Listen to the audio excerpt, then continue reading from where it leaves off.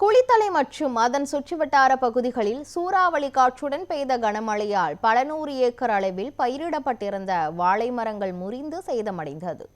கரூர் மாவட்டம் குளித்தலை மற்றும் அதன் சுற்றுவட்டார பகுதிகளில் திடீரென சூறாவளி காற்றுடன் கூடிய கனமழை பெய்தது.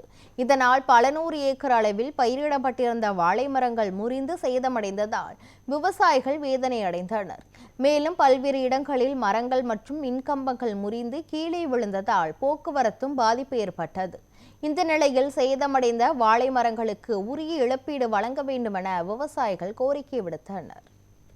இன்று அதிகாலை 4:30 மணி போல் நம்ம குளித்தலம், மணத்தட்டம், மருதூர், ராஜேந்திரன் தண்ணீர் பிடியில் அடுத்த சூறாவளி காற்றுடன் கூடிய மழையினால் ஒரு ஏக்கரு குறைஞ்சபட்சம் நாங்கள் விவசாயிகள் 5 லட்சம் 7 லட்சம் செலவு பண்ணியிருக்கோம். ஆனால் எங்களோட இழப்பீடு பார்த்திங்கன்னா எல்லாம் முக்கால்வாசி எல்லாம் உடஞ்சி போயிடுச்சு. ஒரு ஏக்கருக்கு பார்த்தா 3 லட்சம் 4 லட்சம் வரைக்கும் வாழையெல்லாம் ஒடிஞ்சு விவசாயிகள் ரொம்ப பரிதாபத்திற்கு உரிய நிலையில் இருக்காங்க.